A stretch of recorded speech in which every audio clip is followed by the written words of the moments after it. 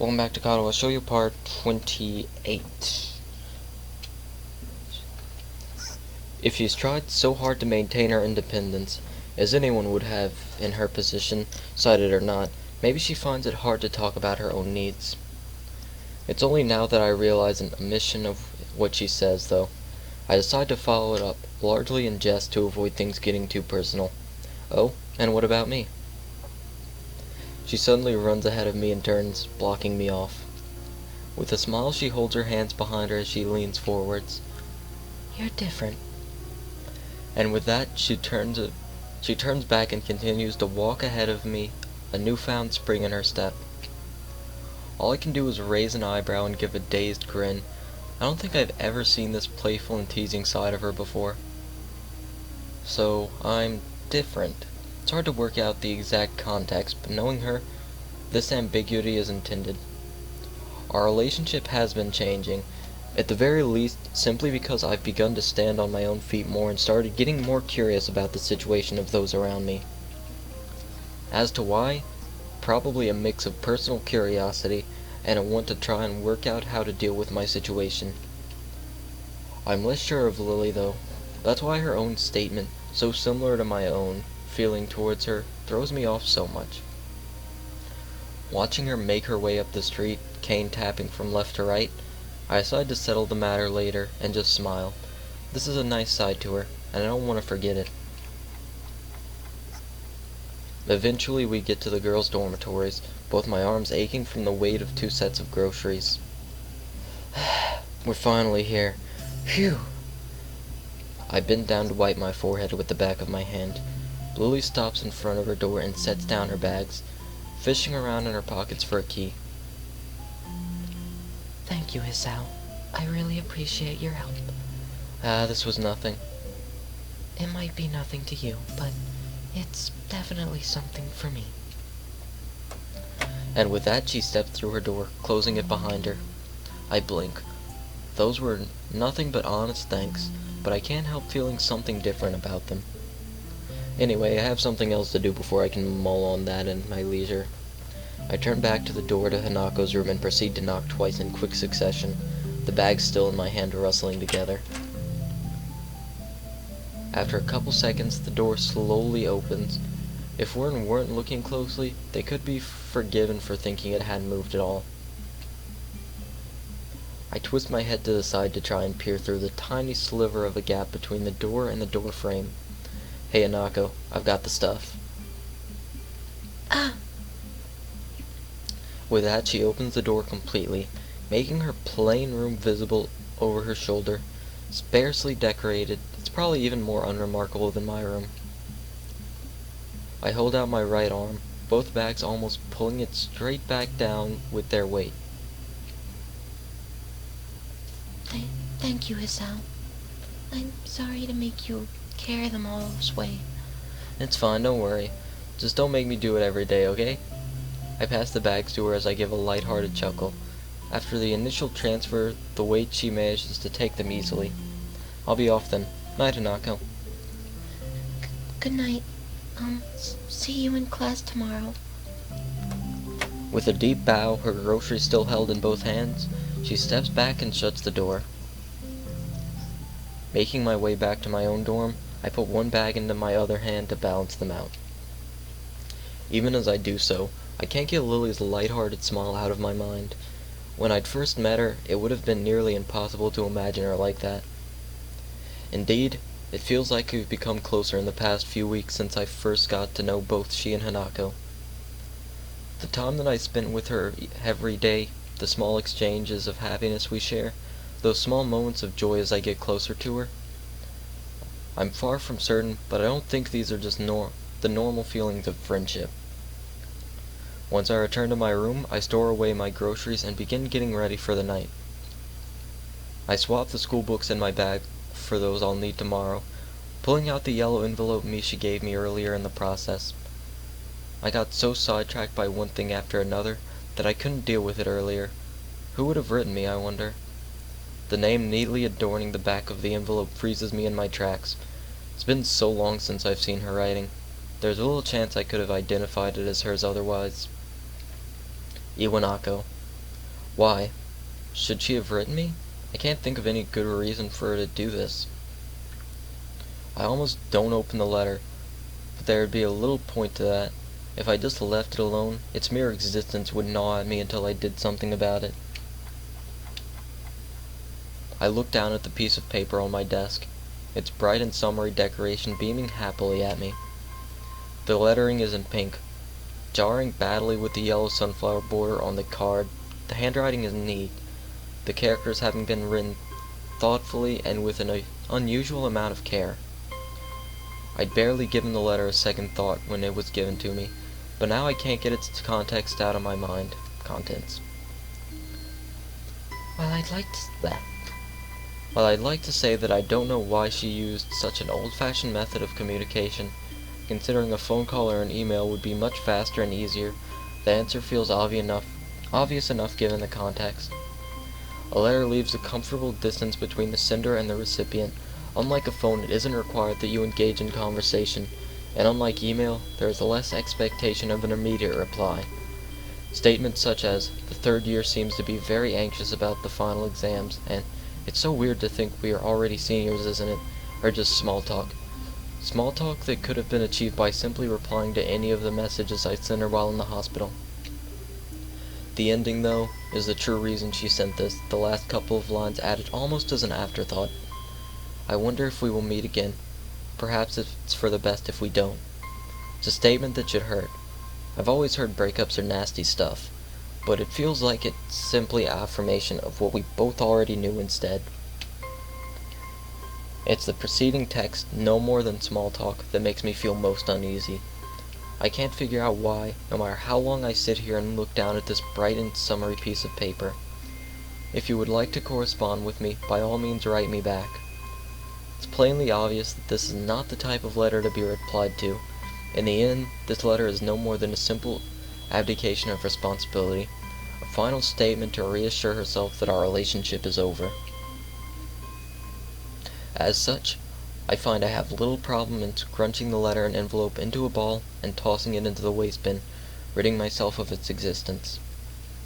I go to bed with mixed feelings, cheated out of a pleasant evening by this intruder from the past. Ironically, it takes a while before I can manage to sleep. Oh, transition! I must drink!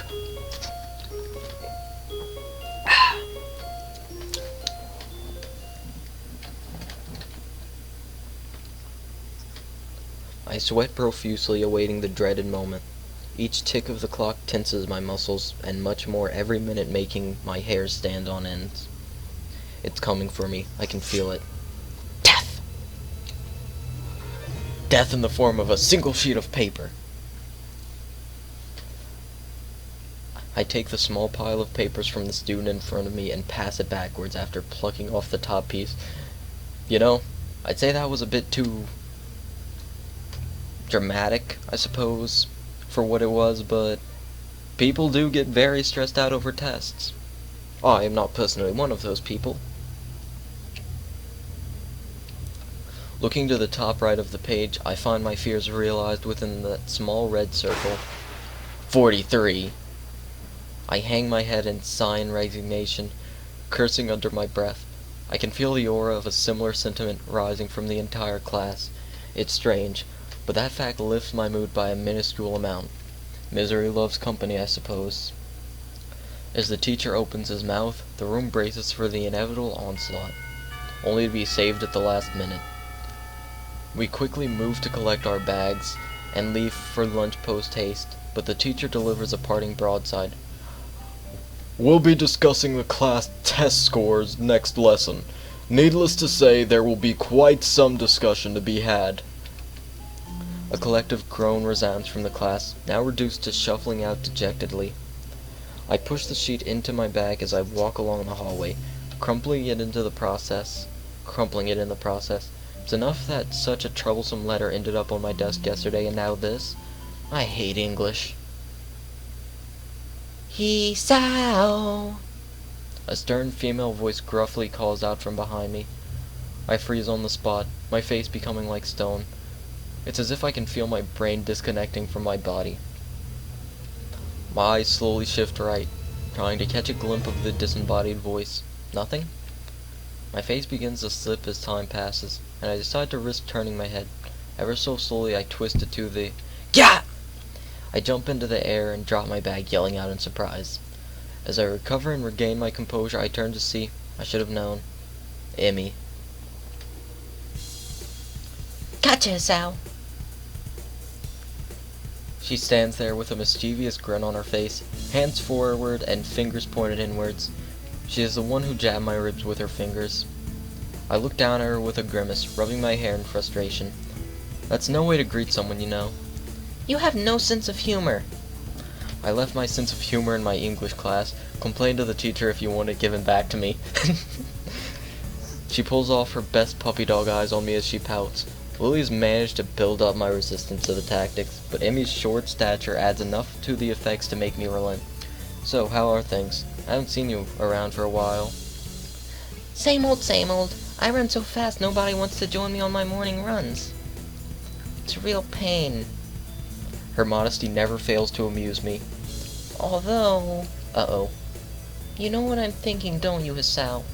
Wearing my emotions on my sleeves is one of my worst habits. She's seen right through me. Fortunately, I see somebody else approaching us that will give me an out. Oh, hi, Hanako. I give her a welcoming wave and try my... Oh my god! If Emmy's that much shorter than Hanako, and Hanako's that much shorter than Lily, Emmy, you really are a midget! I give her a welcoming wave and try my best at looking like I haven't noticed Emmy's pouting face. She gives me a small wave back. Hello, Hisao. Emmy. Hey, Hanako. I'll join you and Lily in a sec. Actually, speaking of lunchtime company, it's odd to see you without Ren, Emmy. Ah, Ren! Without a second word, she forgets all about us and bolts off up the hallway. She must have forgotten she was waiting for her. Hanako and I stand speechless, only able to helplessly stand and watch this ball of seemingly boundless energy dash off. Oh yeah, Hisao. She suddenly stops herself just before vanishing around the corner to the rooftop staircase, spinning around to meet our bemused faces. I hate English too.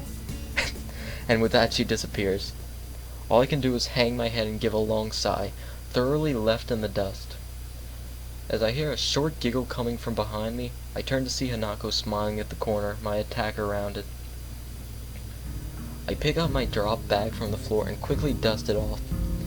Afternoon, been busy? You don't like English? Oh, nah. I had a test on it a while back and Emmy called me brooding about the results. Sorry. She averts her gaze, guilt written onto her face. A casual observer would think she just accidentally reminded me of a dead relative. Come on, it's not your fault. How are you doing in it? She looks up, though still avoids meeting my eyes. Alright, I suppose. An awkward silence passes. They seem all too common around Hanako. Oh, Lily asked if you'd like to join us for lunch on the roof. I guess I don't exactly have any pressing engagements to attend to. Sure, I'll be right up. I'll go get my lunch from the cafeteria now then. Go on, you don't need my approval to leave, you know. Okay, I'll be right back then. She gives a skittish reply, a small nod, and quickly makes off towards the cafeteria. I guess she must have forgotten to bring lunch today. As I walk through the hallways, more and more students start to come out of the classrooms and pass me, going in the same direction as Hanako went. By the time I manage to make it to the stairs, I'm having to push my way past a busily chatting throng of students. I finally manage to get past the last of the crowd and round the staircase, slumping slightly in relief and slowly pace myself before I open the door to the roof. Ah, damn! I momentarily avert my eyes, all but blinded by the harsh summer sun. As I slowly regain my vision, the surroundings finally take form. Lily, Emmy, and Ren sit together on the rooftop. The top of the hilltop forest around Yamaku visible past the fence around them, as if to frame the view. Ah, Hisao. Lily and Ren give a quick nod of acknowledgement and a deep nod of greeting respectively. Let's see. So I'll have to be doing 5 voices. I'm gonna die. I start walking towards the rather mismatched trio and can't help marveling at the speed with which Emmy devours the rest of her half-eaten banana. Hey, strange to see you 3 together like this. It seems to have been quite the day of coincidences. Amy and Rin decided to eat on the roof, just as Anako and I decided to. Well, they always eat on the roof. Oh well, I'll end the part there. Thank you guys for watching, and I'll see you later. Peace.